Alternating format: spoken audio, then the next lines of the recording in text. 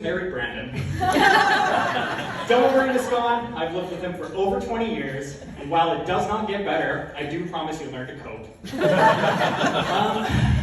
Being siblings, and brothers in particular, I believe it's a bit of a unique relationship. On one hand, I look at you, and I think, I would take a bullet for you. But on the other, I might be the one shooting. It's that dichotomy that gives brotherhood its unique qualities. You're simultaneously each other's best friends and biggest rivals. So naturally, when the topic of speeches came up, Brandon came to me. He's like, hey, all the guys want to do a speech. Just so you know, you don't have to. Okay? Obviously, I was like, well, if everyone's doing one, my hands are kind of tied. No, Cody, you don't understand. You don't have to do one if you don't want to. We went back and forth, and now I'm standing here. But as I replay that conversation, I'm thinking, why wouldn't he want me to give a speech? What's so wrong with me? Was he thinking I would dig up some truly embarrassing story from his childhood, something he wouldn't want repeated in front of all of his friends and family?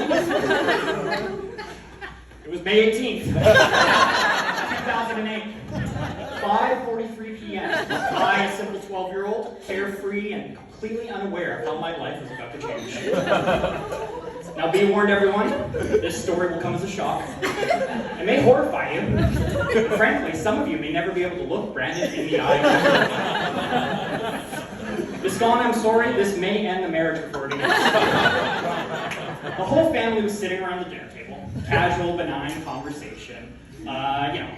Your normal stuff. When my mother started mentioning putting things on a shopping list. When Brandon, completely unprompted, spoke up. Oh, Mom, can you put a toothbrush on that shopping list there?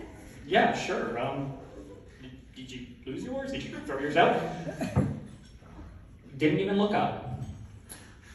Oh yeah, I threw mine out 2 weeks ago. We looked at it, disgusting. You haven't brushed your teeth for 2 weeks?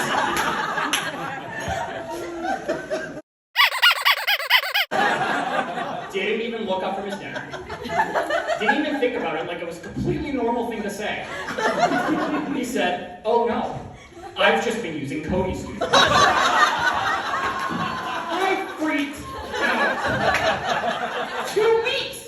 I was unknowingly sharing a toothbrush with that man right there. What deranged monster does that? I wanted to rip my tongue out, and he was just sitting there with his dumb face. What? Your face is clean. Crazy. Now, why did I tell all of you that? Besides the obvious embarrassment. I think that story encapsulates Brandon perfectly. His unfiltered personality as both a human and a brother.